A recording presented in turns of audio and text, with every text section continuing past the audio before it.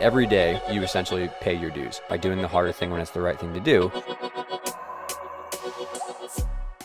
You mentioned that you started on the national team at 9 years old, and that's quite shocking. I mean, if you think about any other sport, when do you actually start becoming part of a national team? It definitely doesn't start at 9 years old. And that leads to a lot of the particular challenges that I think that we're seeing, especially on the women's side. And it's something that, Dave, I know you've talked about, and I want to bring up, some of the quotes that you bring up in the film that you put out recently, A Call for Change, with regards to us thinking that, or the general population with women's gymnastics thinking that preteen girls are best suited for high level success within the sport, and whether or not that actually has any validity to it. So I think there's a little bit of wiggle room where you do need a younger-ish age for gymnastics because it's so challenging. And as a coach, I understand that formally. But what we're doing is wildly out of step with what the literature says. So there's the early specialization that's a problem. There's the true physiological understanding that no athlete pre-puberty is at their peak strength or power or maturity to handle these skills. And so you're trying to make an elite athlete in one of the most chaotic time periods of their life, which is puberty, right? Which is growth and development. And so that's also not in line with the scientific literature. And also the biggest thing is year-round training. There's no other sport that only trains a single sport, 8 to 9, 12 months out of the year competing, and then takes maybe a week or two off, right? And then, it says, all right, let's get back on it. Every sport has a relative off season. So there's many things that don't really fall in line with what we're doing. And it's become so ingrained in our culture that when people tried to speak up about it, they were like, no, gymnastics is different. And I think we're seeing now the ramifications of what those choices we made 20 years ago. Why? Yeah, so there was younger girls were kind of chosen, one being the ability to control them, and one being the ability to spot them more easily. Are these some of the reasons that you envision as saying, okay, this is why we think the coaches want and need that control, and the easiest way to do that is by taking them from a younger age? Definitely. I mean, it's crazy to think when I started gymnastics at age 6, that's like considered quite late Mm. to start as well. Like the pressure to like be like really good and on that elite pathway from like 8, 9 years old is like intense. And I think it definitely needs to change. The fact is as well that it's not about we're not saying that gymnasts shouldn't be training when they're 3, 4, 5, 6, 7, 8 years old. That's going to give them amazing coordination and physical benefits, but it's about the pressure that we're putting on girls Mhm. at that age, and the expectations and the attitudes towards training children should be different, because if we're treating them as adult athletes when they're not adults, then that's never going to work. And then if you're just doing it to take advantage of the fact you can more easily control a child, then that's clearly not ethical. So yeah, I mean, there's no questioning kind of that kind of line of thought. And I think the other part of the problem is not just that gymnasts are easier to control, but it's more aesthetically pleasing to look. Gymnastics is a sport that surrounds or is based around a lot of handstands, and you want a clean vertical line. And if you're, got a little stick thin young girl's body, like the judges may be more inclined to be like, oh, that's a straight line, but coaches shouldn't be going for that aesthetic over like the health of the gymnast. If a gymnast is naturally has that kind of body shape, that's absolutely fine, but there shouldn't be like a restriction on like stopping that girl from becoming a woman and other types of body shapes being allowed to succeed in a healthy way. So there's kind of a lot of issues intertwined with it, I think. Yeah, absolutely. Dave, anything you wanted to add on top of that? Yeah, I would agree. I would think when I look at all these things in either consulting with people or thinking about it in our own gym, is there's like a technical side of this problem. There's a cultural side of this problem. On the technical side, I think a lot of coaches really truly believe this is the only way to get a foundation of skills for a high level. And one of my really good buddies, Nick Ruddick, is someone who says, you do need to, as we all know that we're gymnasts, and Chad probably with weightlifting too, you have to put in the work at a young age to get these fundamentals well and do those. But that is a far cry from the crazy level of sports skills they're competing at a young age, like double pikes and stuff like that when they're 12 and 13. And we now have some research that's suggesting that the earlier you start those really hard skills, the higher risk of things down the road may happen in like your later years of college. So I think there's the technical piece that we have to get past, which is like, yes, it is definitely important to learn these foundational basics when you're young, but there's many, many ways to learn these things at a young age technically well, with a whole bunch of different drills and trampoline and spotting and stuff like that, that you don't have to make them be hard skills. So if people can just get over that myth that you have to, I'm going to miss my shot technically if I don't develop these skills before they go through puberty, and it's a harder time to catch up. That's real. There's countless examples of people who have been fine with a later peaking and later specialization age. So that's one. The other side is cultural, where it comes more towards the personal development stuff about like, okay, why are we doing this? Is this like a young hot shot that you get to show off and it makes you feel cool because you're a great coach and you go to this routine, you know, that you hit this routine and they go, wow, she's doing a full at age 12 on vault. That's incredible, right? And it starts to become this little bit of insecurity ego piece. And again, that's when you really got to check your ego as a coach and be like, okay, I could possibly have 10 to 15 more years with this 12-year-old athlete if we do things well. What am I going to do in this decision-making process that affects the next 2 months, 2 years, 2 things like that? You got to think holistically and not just about the next immediate goal. Absolutely. Yeah. But to get to the point of success, what does that person have to endure? And I think sometimes that's lost because we put such an emphasis on the result and not the person who is actually going through it. And I think that's one of the things that we really have to also, it's not just about medal count. It's not just about kind of the end result. It's also the process, right? Yeah. The other thing that's really important too, I think, and Jen kind of talked about, is like there's an inherent knowledge and power dynamic that happens in gymnastics more than other sports because of it's so hard to learn skills, and it's the age difference of the knowledge level is different, that a lot of athletes unfortunately get sucked into that kind of power dynamic. And I think a lot of an error that I made as a younger coach that I think really people of all sports need to reflect on is, as a coach, there's nothing wrong with being excited about results and wanting to get fired up and want to have good competitive success. That's awesome, right? But if you tie your sense of self-esteem and self-worth to the athlete's performance, you are setting yourself up and the athlete up for a disaster, because when they do really well, you're really excited, you're a great coach, you're happy. And when things go wrong, you feel like you're not a good person. And it's really like, that's a dangerous way to live your life. And so if you can, in terms of solutions, if you can detach yourself as a human from the competitive results, the money, the fame, the status, all that stuff that we know is superficial and doesn't really last, and instead care about authentically your relationship as an inherent partnership towards a common goal and what you can do to help develop that human behind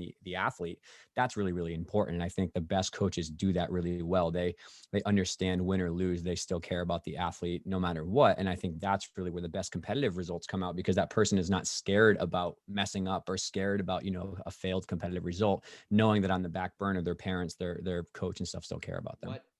Can I, what some of the characteristics are of a coach that kind of instills positivity in a daily training session in a competitive environment rather than a fear-based coaching type of situation? Yeah, absolutely. So I want to go into too many details or names, but yeah, let's use an example from UCLA. One thing that I really noticed when I was there is that every decision that was made about my routines or what I was going to do that week or at that meet was a joint decision. And it was, do you think you can do that? It was mutual respect. It was how far you can go.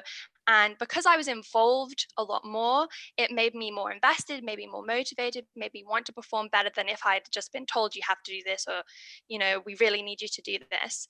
So that was really positive. Another example I can give from UCLA that I've given a few times before and seems like nothing, but was like a real mind blown moment for me was in my freshman year. I was sick. I had like a cold or the flu, and season for college gymnastics starts in January. And it was just before Christmas. And I came to the gym and I was really worried about being sick and not being able to do my routines. And I think it was Miss Val just said to me like, oh, I just hope you'll be okay on the plane home, because I had like bunged up ears or whatever. And that moment, because I thought she was going to finish the sentence with, I just hope like you'll be able to do your routines, or I just hope you'll be good enough by the time you come back from Christmas. And the fact that she just was caring about my health on the plane home, like just blew my mind and made me realize, wow, like I'm really cared about by this person, and that makes me really want to give back and to be invested in this team and be invested in this relationship and in the results. And it just pays off so much better, not just from like my own happiness, but like my investment and motivation to want to do even more and offer more and be a part of the team and get better results for myself, not just because of the pressure or expectation to. Because I think being tough in situations is important. And, making sure that the coach has the ability to say, I think you have a little bit more in you, and to pull things out of you that you didn't think you were capable of doing. And there's situations where there's that line, right? When are you going too far? When is being a tough coach, showing tough love important for the development of the athlete? I don't know if there's an easy answer to that, but Jen, from your experience, have you been able to notice a difference between those two? Yeah, I think it can seem like a gray area, but it's actually quite black and white if you look at the wider context and the communication between the coach and the athlete. So um, let's take like 2 examples. So one coach is yelling at the athlete, being like, "You can do better than that." And then you have the same coach saying the same thing in a different situation. But one of them is based on clear communication all of the time. They then talk to them later. They say, they reevaluate their goals. They say, "Is this what you want? Are you okay?" If they seem to be reacting badly, they stop. They say, "I'm doing this for you." The other situation, the coach is yelling like, "You can do better than this." And then if the athlete doesn't respond well, they just persist. They keep shouting, they keep yelling, they don't respond to their emotions, they don't appear to care for the way that that person reacts, and they don't follow up with a conversation about what they're looking for, or how they're feeling, or how they can work better together. And that's a clear distinction. I think that it's the same action, but it shows a wildly different approach to why they're doing what they're doing, and how they're caring about that athlete.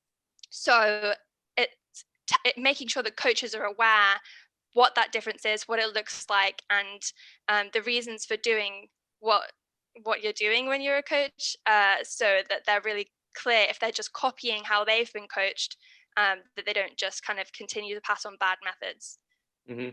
Yeah, one of the things that I've always known, I mean, I've had positive and negative coaches, and I never thought that I would get into the coaching world. I mean, I've had positive and negative coaches, and I never thought that I would get into the coaching world. But I recognized that my last coach was extremely positive and was able to be tough at the same time. And I recognized that it worked because of his investment. His investment to do exactly what you're saying, to ask more questions, to see how I was doing outside of the gym, to like, how's your hobbies going? How's your art going? Just to be able to say, I care about you more than what you produce in the competition setting.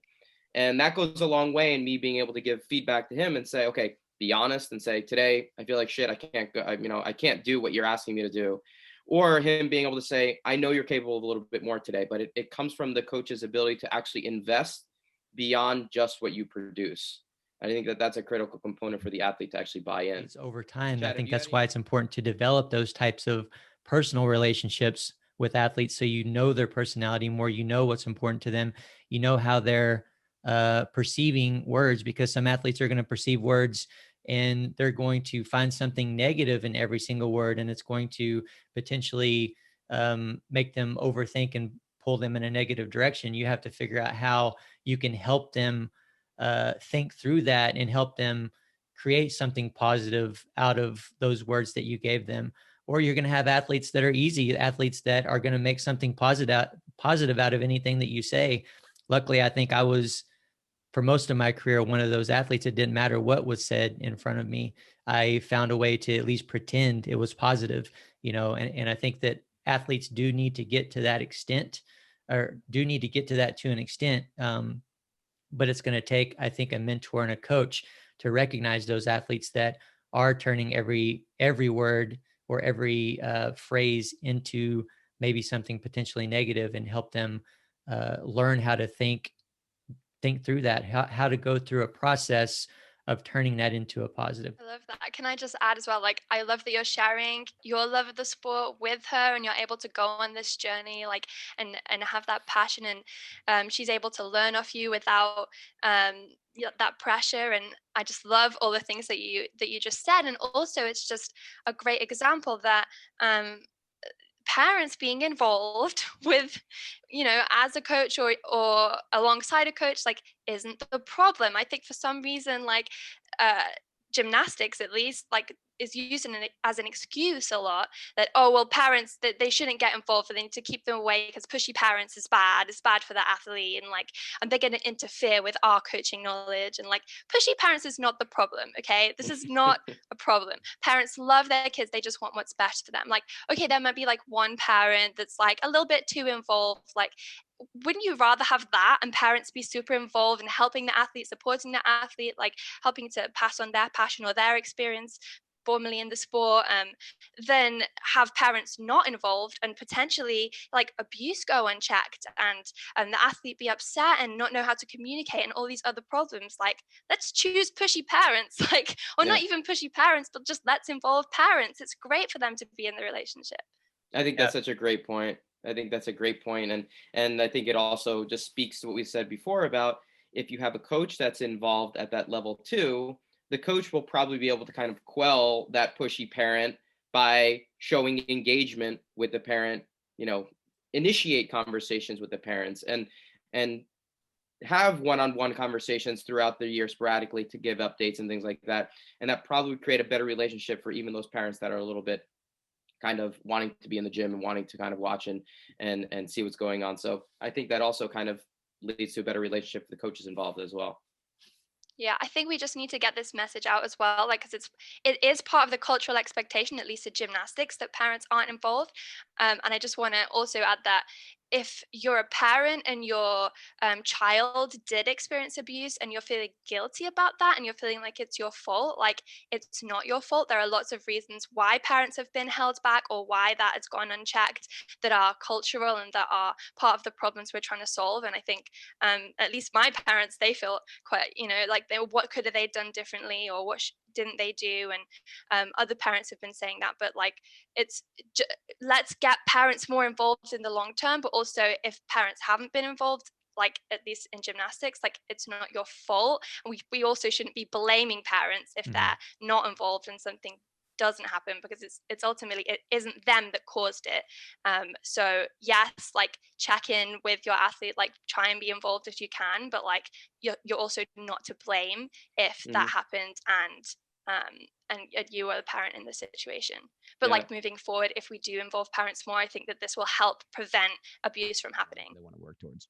And what are a few of the things that an athlete or just the human being in general is going to be missing if they do start gymnastics at, Jen, what'd you say, 4 years old? I mean, if you start at a very young age, which, maybe not be wrong, especially if they're doing other sports, as you say, Tilly, but what if they just do weightlifting? They're specializing from a very, very young age. And with the general gymnastics program, the way that most people probably still run it, what are a few of the things that they're going to be missing? Yeah, one is a childhood. So that's probably the most important. But in terms of the actual nitty gritty of the science, you miss out on a broad range of movement skills, a broad range of athletic abilities that, people make the argument that gymnastics is so widespread in the movements they do, but it's still a very repetitive sport, right? So by playing soccer and by playing football or weightlifting or doing something else before the age of 10 and then specializing later, you're giving somebody, a broader base to make a higher peak. And that's what we want. If you funnel someone only in gymnastics or only baseball, they have a smaller base and their peak, their maximal athletic talent ceiling is lower because they don't have all these wide, athletic things to work through. So one is the physiological, two is the strength, and three is just the emotional and mental, bandwidth to have different abilities to think through problems and stuff. So there's a lot of stuff in that research that's saying you're actually chopping out the potential of the athlete by saying only gymnastics year round from a young age.